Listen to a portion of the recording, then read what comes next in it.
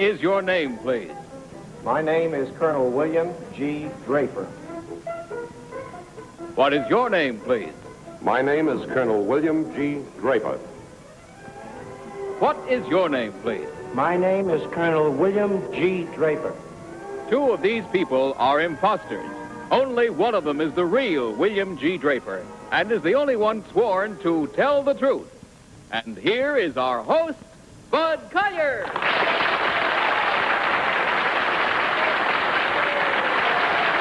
Thank you very much. Thank you, and good evening, and welcome again to our little game of deliberate misrepresentation, wherein four presumably smart people try to figure out which one of three challengers has sworn to tell the truth. To Tell the Truth is brought to you by Geritol, America's #1 tonic, the high-potency tonic that helps you feel stronger fast. Right now, let's meet our cross-examiners. What is your name, please? My name is Polly Bergen. My name is Jackie Cooper. My name is Kitty Carlisle. And my name is High God.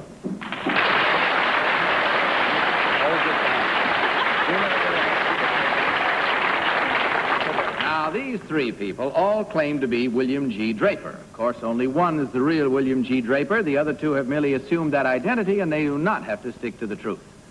Panel, will you look at the copy of the affidavit, which is in front of you, while I read the original from here, and you follow along. I, William G. Draper, am a colonel in the United States Air Force.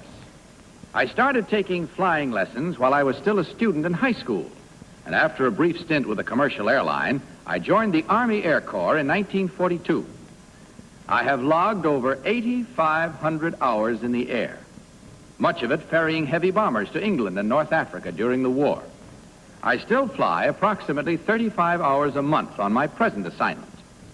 I am Air Force aide and personal pilot to the President of the United States, Dwight D. Eisenhower. Signed, William G. Draper. Our game, panel. And may I say before we do, Polly, it's nice to have you back, and we just couldn't have been prouder of you. Thank you very much, Bud. Remember now that these three people all claim to be William G. Draper, the President's personal pilot. Remember, of course, also that only the real William G. Draper has sworn to answer your questions truthfully. Now, each of you will question as usual until you hear this signal. At the end of the questioning period, you will be asked to register your vote as to which one, in your opinion, is the real William G. Draper. We'll start with Kitty Carlisle tonight. Kitty? I'm glad you asked me, Bud, because it's a question I've always wanted to ask. Number one, are you nervous flying the President of the United States? I would say that you are so busy that you don't have time to be nervous. Number two, are there any special ground precautions used for the President's plane? Yes, there are. We have guards trained by the Air Force, especially for the purpose, and who are with the plane 24 hours a day. Number three, are you married? Yes, I am. Number one, are you married? Yes, I am. Number two, are you married? I am. Hi, Gardner. I thought for a minute I was on a show called Bride and Groom or something. Number one, a record was set today, flying a jet plane on the anniversary of the Lindbergh flight to Paris. How long did it take to get there today, and who was the pilot? Do you know? I don't know who the pilot was, and I'm not sure as to the accurate minute, but it was 6 hours and I think 14 minutes. I see. Number two, would you have an answer to that? I just happened to hear it on the radio. I believe it is 6 hours and 37 minutes. However, I don't know The name of the pilot? I don't know the identity. Number one, who was Secretary of Air when you enlisted or became an officer with the Air Force in 1942? In 1942, we had no Air Force. Polly Bergen. I have a feeling I should have stayed in California, but number one, could you tell me where the Air Force Academy in the United States is? The Air Force Academy is located, or will be located, at Colorado Springs. Yes, you know where the present one is. It's in Denver. Number two, do you know where the present Air Force Base is? The present Air Force Base is, the present Air Force Academy, rather, is at Lowry Air Force Base. And when the Academy is constructed, they will finally move it to Colorado Springs. I see. Number three, could you tell me what is the equivalent of a colonel in the Army? In the Navy, I'm sorry. A colonel in the Army is equal to a captain in the Navy. A captain in the Navy. No, Sorry, Polly. I Jackie thought you'd Cooper. never ring. Number 3, did you have to go to college in order to get a commission in the Air Force in 1942? No, I did not. Oh, I see. Where did you stop on your ferry rides to Africa to refuel? The route for the ferry flights to North Africa were either through West Palm Beach or Miami, Florida. From there, we went to Puerto Rico, across to the Ascension Islands, to Dakar, and then on to Oran. I see. Number 2, what do I mean when I say you learn to fly by the seat of your pants? To learn to fly by the seat of your pants would mean to fly without reference to instruments. It's as the old male pilots used to fly at one time. That's it. Old airman pilots or not, let's see what happens here and now, because it's time to vote. So without consultation, will you mark your ballots, panel, and select number 1, number 2, or number 3? Remember, please, that the team with challenges will get $250 for every incorrect vote. If they fool the entire panel, $1,000 is theirs to divide. Okay, panel, all ready? And Polly's eager. Who'd you vote for, Polly? I'm not eager. I voted for number 2. You voted for number 2? Mm-hmm. Why? Well, I think it's number 3. But number 2, I sort of like that, anybody who knows what the seat of your pants means, should be pretty well informed in the Air Force. Especially up in the air. Yeah. Jackie Cooper, you voted for? Number 2. Uh-huh. Because not only his explanation about flying with the seat of your pants, but because I notice his hat is crushed from wearing earphones in the cockpit, unless you're misleading us, and the other 2 are not. All right, Kitty, your vote this time was for? Number 3. What's your reason? They all said they were married, and only number 3's wearing a wedding ring. Well, that's a reason. Hi, Gardner, how about you? I voted for number 1, Bud. 2 reasons for it. First of all, when the 3 officers were standing up there, numbers 2 and 3 were very rigid, as though they were at real attention. Number 1 seemed slightly more relaxed, as the pilot would be. And furthermore, you didn't finish that last question. You said no Air Force. You meant no Air Force secretary, and there wasn't any. I think that's the reason I picked this man. Well, there are your reasons. What were yours now? I hope you've had good ones and that you've ended your little voting at home and all our folks in our studio audience, because right now we're going to find out just exactly which one of these gentlemen is the president's personal pilot. So will the real William G. Draper please stand up?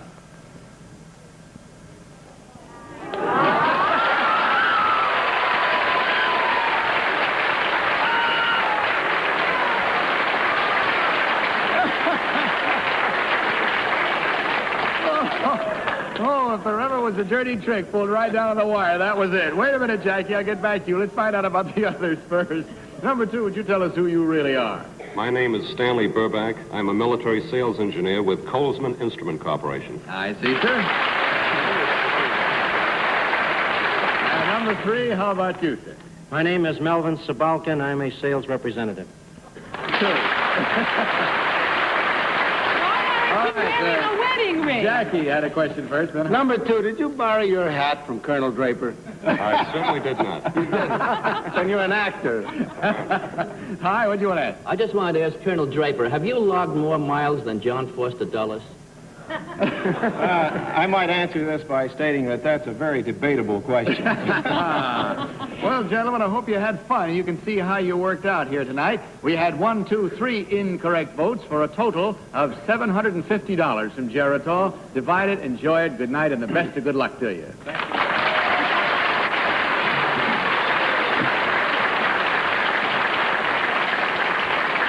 Now may we have our next group of challengers, please.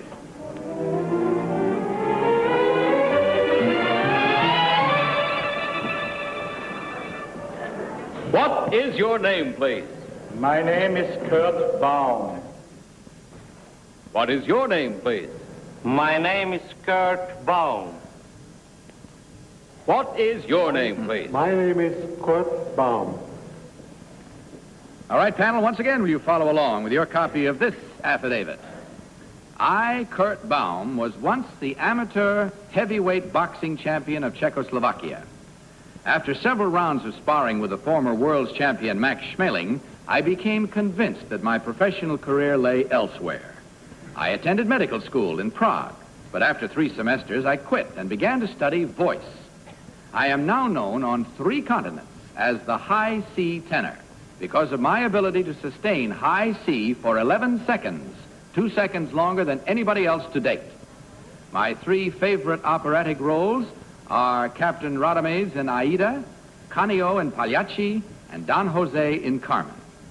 Luckily, I get a chance to sing all 3 through my current employment as leading tenor for the Metropolitan Opera Company. Signed, Kurt Baum. Well, looks like our panel's got a real problem on its hands right now. And now to play our game, panel. These 3 people all claim to be Kurt Baum, leading tenor for the American Metropolitan Opera Company. Remember, only the real Kurt Baum is sworn to answer your questions truthfully. We'll begin this round with Hi Gardner. Hi. Number 1, did Schmeling's punches have any effect on your voice?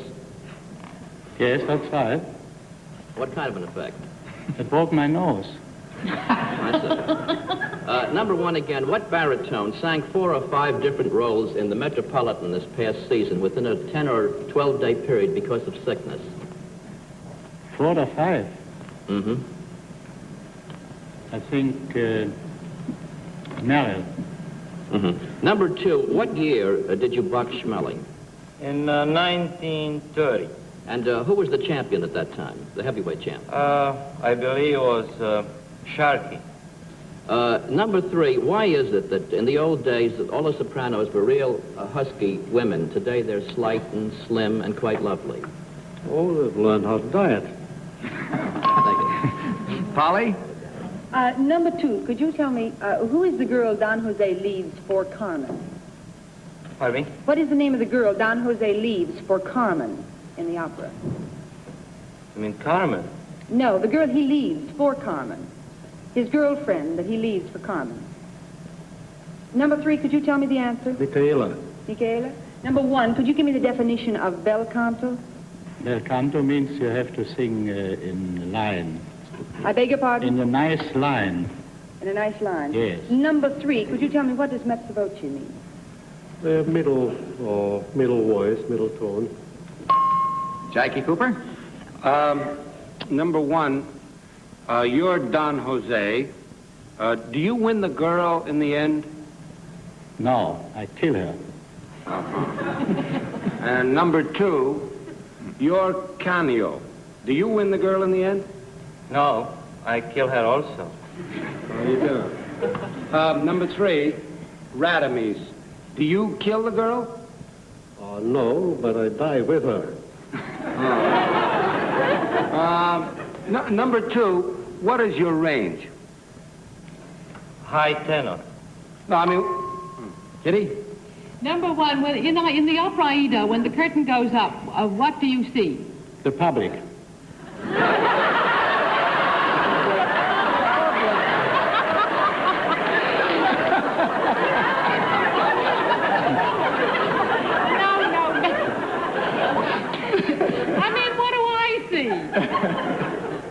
You see a scene of the temple scene.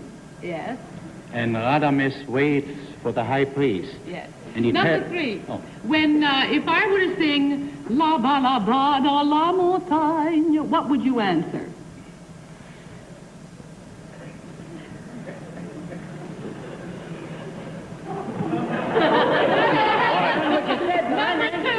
You'll have to pardon your time to close the panel. You didn't give him quite time enough to write an opera there. He was trying his best. All right, there we are. Time once again to vote now, panel. And again, no consultation. Would you please mark your ballots for number 1, number 2, or number 3? Okay, all marked? No, Polly? No, me either. No, you either? Hurry up, Polly. Gotta call on you first. Polly, for whom did you vote? Number 1? Why? I don't know. I think, actually, well, he seemed to know several of the definitions. He was so bright that I don't think it's him, but I voted for him. Jackie, your vote this time was for? Number 2. He's right. What's your reason? He knew his range immediately, and I don't believe the other two fellas at all.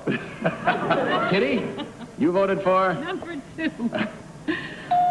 I don't know either. All right, Hi Gardner, how about you? Your vote was for? Well, I voted for number 1. Uh-huh. With that white face, number 2 looks like a Broadway columnist. Number 1 looks a little bit like Presley, but he knows the score.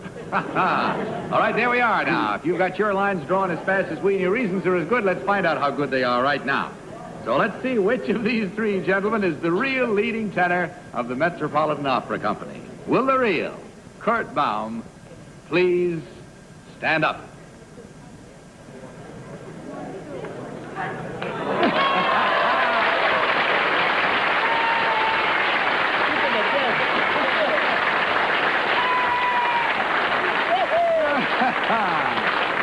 All right, thank you very much, sir. Number 2, would you tell us who you really are and what you do? My name is Dimitri Pavlista, and I am with Swissair, preparing tours to Europe and all over the world. So fly Swissair. And number 3, how about you, sir? My name is Andrew Hecht, and I'm editor and publisher of the new humor magazine, Jester.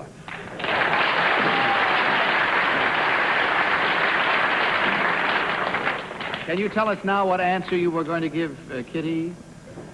I just wasn't prepared to sing that. I decided I'm not supposed to. All right, let's see how well we did now. There were 2 incorrect votes at $250 each for a total of $500 from Geritol. Congratulations, gentlemen. Thank you very much for being with us. Good night and good luck.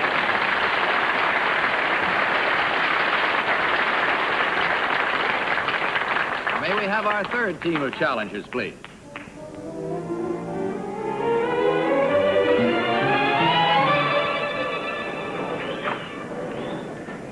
What is your name, please?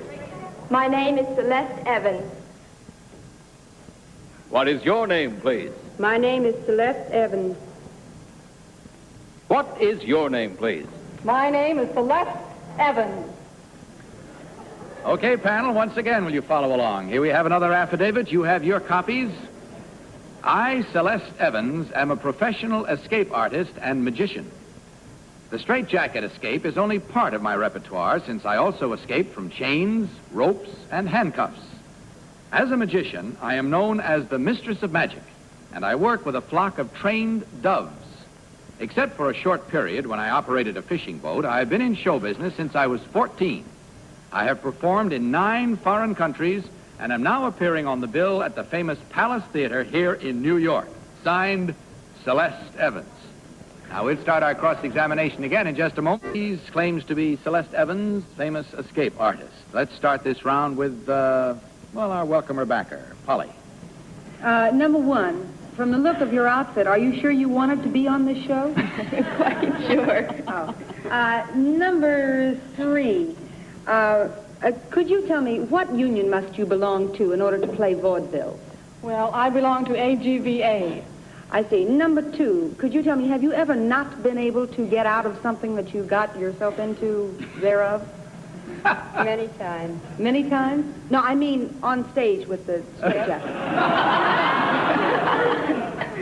She had sort of a way about saying many times. Yes, that I thought she did. Number 1, could you tell me who was the famous escape artist? Harry Houdini? Jackie? Number 1. There's a famous magician named Randy. Can you tell me what his big act is?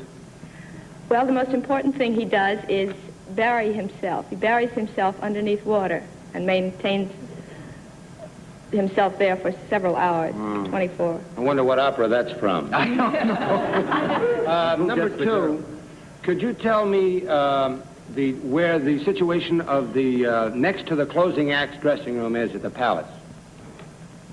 Star dressing room. That's the star dressing room. Who was at the Palace? Number 3. Who just closed at the Palace before you? Liberace. Uh-huh. Some closing. Kitty?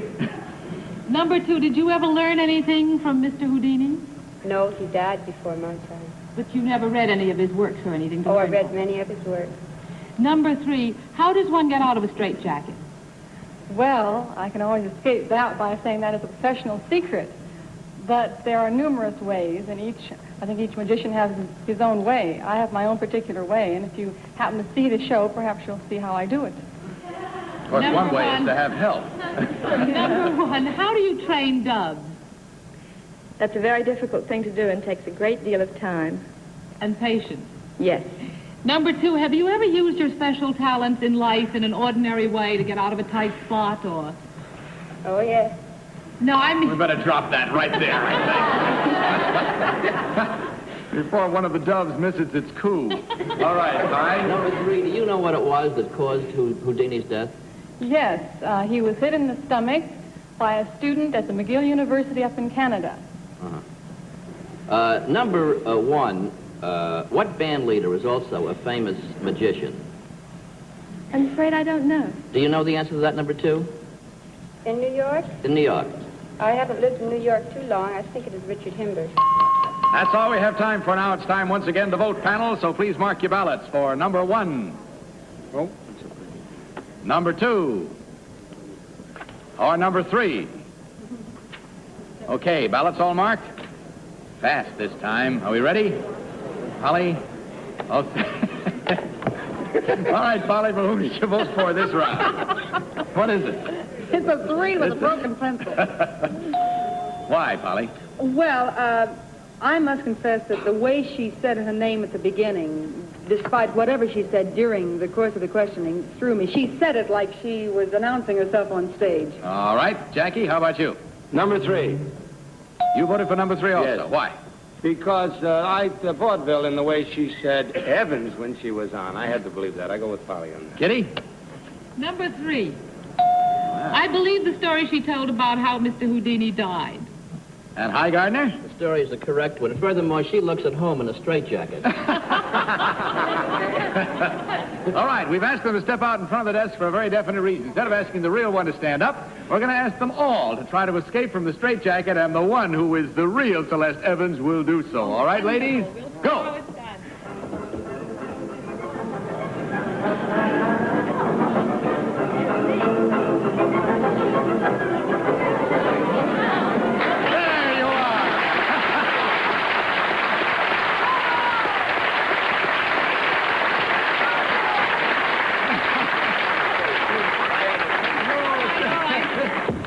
Number 2 was the one, as you saw. Number 1, suppose you tell us who you really are. My name is Pamela Perry, and I do independent record promotion for recording artists. Right now, Sammy Davis Jr.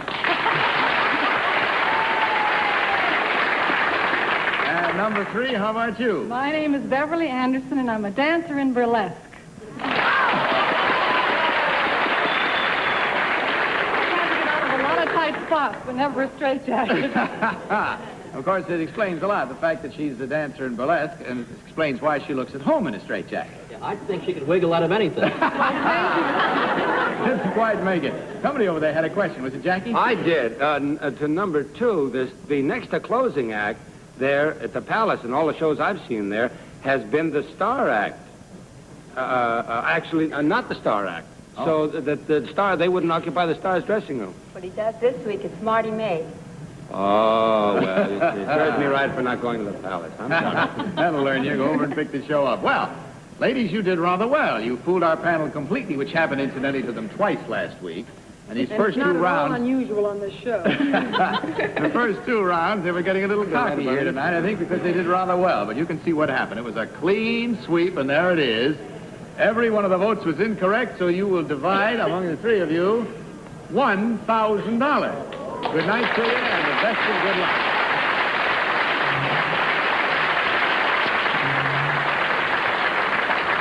Well, I guess that just about does it, panel. Always seems too early to say it, but I have to. Good night, panel. Good night, Bud. Good night, Bud. And good night to all of you. Incidentally, remember, please, what I told you about Geritol, the high-potency tonic that helps you feel stronger fast. And right now, this is Bud Collier also saying good night and reminding you to tell the truth. Good night, everybody. Transportation for To Tell the Truth is arranged by American Airlines. Guests have flown to New York for an American famous luxury flight, the DC-7 Mercury. To Tell the Truth is the Mark Goodson, Bill Todman production in association with the CBS Television Network.